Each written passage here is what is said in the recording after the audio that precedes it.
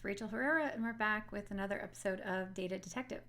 And in this episode, I'm actually going to do a talk that I did at Measure Camp last weekend, which is this really cool unconference event. And it's just a lot of data professionals coming together talking about data, analytics, business intelligence, all of the stuff that I love. And the talk that I gave was about how in this AI world, analysts are actually the most important, most powerful resource to a business because analysts have the context, and AI cannot function successfully without the context. And what that means is analysts should really feel empowered to own building out the semantic layer for any AI initiatives that are needing to happen within a business and owning that piece of the puzzle and really positioning themselves as necessary. And so hopefully this information gives you some ideas of how you can even start to do that today within your business. Or if you're already kind of doing this in parts and pieces, it's like, where does it go from here? So let's dive in. So it'll be kind of part slideshow, also jump into Kubit just to kind of illustrate what I'm talking about in a real meaningful way. But what I titled the talk and what we're going to talk about now is, why I think, again, analysts are already kind of the AI experts and how to build out that semantic layer. Because AI is here, we can't stop it, we can't slow it down. So we really have to figure out how do we use it in a useful, actually meaningful way, but a way that we know is going to better further the business and our kind of shared understanding of what we're trying to do. Because, while AI is here, it unfortunately doesn't understand the way that, other analysts within the organization do, that marketing calls active users who visited the site last week, but product calls them users who engaged with a certain page on the web page. So when you unleash an AI agent or an AI kind of Gen AI solution within your business, and inevitably somebody's going to ask, how many active users did we have last week? They're going to be met with inconclusive results and they're going to mistrust it. So before any of that work can even be done, analysts have to own the idea that they already are these sort of AI experts. They are the thing that the business wants to scale. I think this idea that the business is trying to replace them is a bit misguided, and unfortunately I think AI has sort of been called the boogeyman in far too many situations, because ultimately the superpower of any analyst within a business is the deep knowledge of the semantic layer or the business context. And to illustrate this, I imagine we all have these stories. When I gave this talk, we had several of, who has had AI spit out some nonsense numbers. They're testing out Gemini and Looker, or they're testing out Cortex and Snowflake, or even ChatGPT or Claude in some cases. Asking questions without proper context is never going to give you a meaningful answer. So what can we do about it? Well, let's first define, when I say semantic layer, what am I talking about? And does that definition kind of jive with the way you think about it?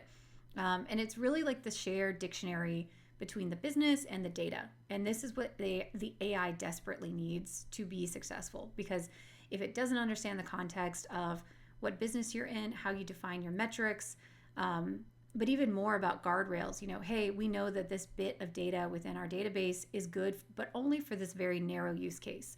So giving context about what data should be used and why and when, how should it structure the results based on preference or business standards. So the same way that maybe a marketing person might convey a requirement around tone and structure of a social post, you should have the same idea going into this with analytics of, hey, we oftentimes over-index on top-level metrics, and we always care about comparisons to prior periods. So anytime you're giving an answer to somebody's question, do that extra step of comparing it to the prior year, prior month, etc. And so even that kind of context should live in this semantic layer. And again, it's really about providing the guardrails, because the other important piece here is maybe somebody's about to ask a question that you don't want the AI to even answer or attempt to answer, because the AI doesn't have a sense of like, oh, this is a really complex question, I should probably hand this to somebody. So building in things like that are going to be really important, similar to how you would think about like a chat support agent decision tree, where hey, if Susan from finance is asking about quarterly forecasting into the next 3 years of an AI system, she shouldn't be asking that. This should be a conversation had with the dedicated analytics team. So, hey, agent, AI, service, whatever you deploy, stop that and say, hey, that's a great question. We would rather have you route this through our typical reporting channels, because you don't want people to be so empowered that they feel like they don't need analysts anymore in the situations that we all know it's incredibly necessary and vital. Ideally, what the agents are going to do, especially as you invest the time to build out that semantic layer, is reducing the kind of soul-sucking, daily monotonous work that need to be answered by the business without waiting for somebody else. And that's really what this is ideally going to empower, because thinking of like this very sort of basic like architecture idea here, you've got your kind of golden metrics or your data layer. So this could be your data warehouse. And then above it is where that semantic layer lives. So it's that level of abstraction, assigning the context, defining the metrics, doing all the stuff that lives in bits and bobs all over the organization that you hope somebody looks at before they make a decision based on data. We all have a Confluence page that hasn't been touched in months, or definitions in the warehouse that nobody knows how to get to them or how to even see them unless you're actually logged into it. Metrics that were defined differently across different parts of the business. And so back to my active user example, what this process really forces a company to do is align and centralize on definitions, source information, just everything that is necessary to make the AI successful and to make that scale work. If a business is talking about adopting or implementing AI in any meaningful way, and they're not talking about this piece of the puzzle, it's doomed to fail. It is why that MIT report says that 95% of AI initiatives fail. It has nothing to do with the quality of the AI, in my opinion. It has nothing to do with the validity of the use case. It has everything to do with the sort of set it and forget it mindset, or the easy button approach that I think AI has, good, bad, or indifferent, really positioned itself as. Just throw AI on top of it. It'll solve all your problems. No, AI is just like any other tool. It needs to be implemented. It needs to have a strategy behind it. It needs to have guardrails, and it needs to have ownership. And if those things aren't happening, you might as well just stop spending your money on it, because those are necessary. And in that semantic layer, that can happen in a bunch of different ways. Really just depends on what's right for your business and organization. But the way I see it typically materializes in two sort of outputs. The first is in the BI and the product analytics tooling that you're using, thinking specifically about analytics here, of course. And this is sort of at the tool level. So there's pros and cons to this. I'll get in that in a second, but it's a great way to get these tools tuned into the context and leverage the AI that's already built into them. The other, which is I think a more of like a robust, durable solution, is deploying the semantic layer within the agents and the services themselves. And this is kind of in the form of building your own AI agent, or co-opting some tool that already exists, but then branding and wrapping it around some of the context that you already want to share with it to deploy it to websites, SharePoints, intranets, Slack, like all of the systems that everybody in the business already uses. So let's talk quickly about what these two kind of mean in practice, because at the reporting layer, this is where I think a lot of hopefully analysts kind of get the light bulb moment of realizing, oh, I already do this. Like I'm already managing a semantic layer in some way, because at the reporting layer, think of things like virtual events, saved filters, derived metrics, all of this stuff that lives already in most of your BI tooling or product analytics tooling, but they're really critical for making sure that you have a shared definition. Now, the con on this is that they're single use. You're only building it for Tableau, for Looker, for Kubit, for Amplitude, for whoever. And so they really help the service in that specific tool, but they don't really scale. So this is great if you want to get started somewhere and you want to really connect with the end users in a tool that they're familiar with and they already trust. And so If you've already centralized on one or two of these, this is really a great option for you because you don't have to engage with an engineer or touch the data layer, which can be a whole host of red tape and bureaucracy. So switching really quickly into Kubit, how this manifests in reality. And again, I'm using Kubit, but this ideally should kind of translate to whatever system or tool that you're using. If I go into our dictionary, as you can see, I've got descriptions on the events, so the actions that users are taking within this fictitious data set. All of this is the semantic layer context. Also, if you, let's say, rename these events, same idea. We've also got this idea of tagging, which is another layer of the semantic layer. And then in the fields, notice that I don't have very many descriptions. So this is a problem because the AI is probably going to have a hard time figuring out, hey, if Rachel wants to understand the results of an A/B test, there's a couple of different A/B test fields here. Which one should I use and how should I use them? So when you're thinking about adding descriptions to serve an AI use case, don't just define what the thing is, define what it means and how it should be used. If I scroll down here a little bit, I can show you an example of that. We have a field called install days. And this is the number of days since a user installed the application. So that's usually what you would normally just put here and then you're done. In the AI context, it's important to give it additional instruction and context of how this field should be used. So as you can see, I added another sentence. If install days is less than or equal to 7, they are a new user. So I've just defined a metric or a thing that the AI can grab onto because there is no event called new user. New user is a situation of somebody's visited the site and their install days is less than or equal to 7. So this is really important and often something that most people don't understand or are aware of. They just know that we have this idea of new users and they're new. But specifically how that's defined needs to be part of your AI context. Additionally, this is maybe something specific to Kubit, but I'm hopeful that other tools have something similar like this, which is additional prompting.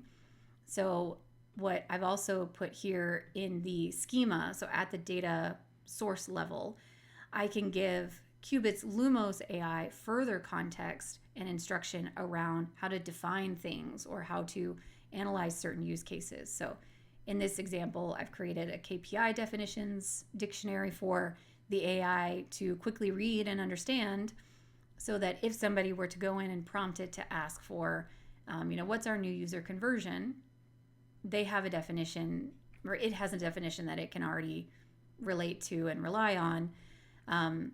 But again, this prompt is only as good as how specific I am in creating it. So I almost need to be as explicit as possible here. It says, the term new user conversion or conversion of new users. So I'm giving it synonyms so that it can pick up on all that. It relates to our main conversion metric. The steps of the funnel are trial started to stream completed to subscription purchased, and this must occur within a 7-day time frame.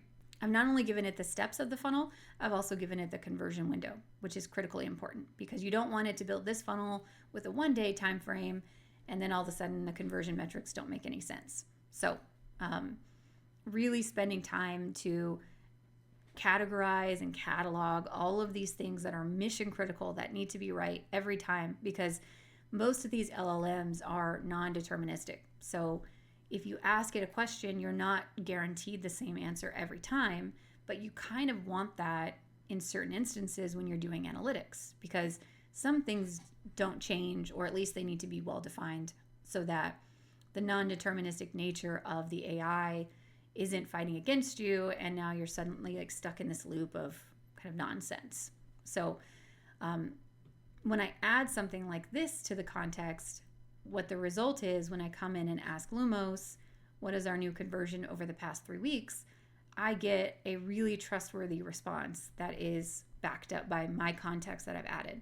So I get, this is the new user conversion. It was, this is how we're going to build it. Perform trial started, stream completed, purchase subscription. All steps must occur within the 7 days of the previous step, which is great because it understood that conversion window needs to be 7 days. And so then I could simply just execute this report get my results, and carry on with my day. And this is the dream. This is the nirvana, right? Because now that my funnel's been created, if I wanted to just double check, I can see that I've got my conversion window of 7 days. I've got my steps perfectly in order. So this is great because now you've truly achieved that like self-service vision, but you're not sacrificing the minutia and the nuance that's necessary to make all of this stuff work, because you can't rely on an individual to remember, oh, that's right, I forgot our funnels have to be, 7-day conversion window. Like it's a nice idea, but like, let's all be very practical and understand that that's just not something that's easily remembered. So let's give it to a machine to remember because it's got nothing better to do, right? Cool.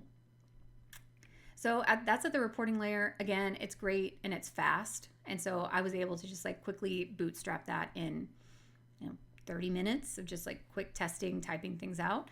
At the data layer though, this is when, now that you've maybe matured and you've got a really well organized, well-defined semantic layer within one of your core BI or reporting tools, then you can move it downstream into the data layer and leverage things like Snowflake's semantic views or DBT models to wire the data set with this context to allow it for wider use. So then you can deploy it to all the different systems that are outside of your general analytics use cases and really get to that embedded idea, which is pretty cool. And so this is really, I think, I see the data layer as the step of maturity.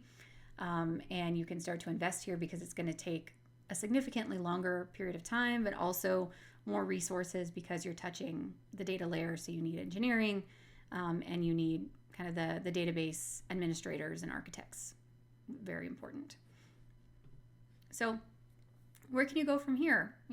Hopefully some of this has clicked and sort of reinvigorated you to say, oh, actually, this isn't so scary. Like, I know how to do all this. It's just a matter of shaping and framing it in the AI conversation, because you're already like I think the joke is always, the analysts know where all the nooks and crannies are. We know where the bodies are buried. We know where all of the minefields are.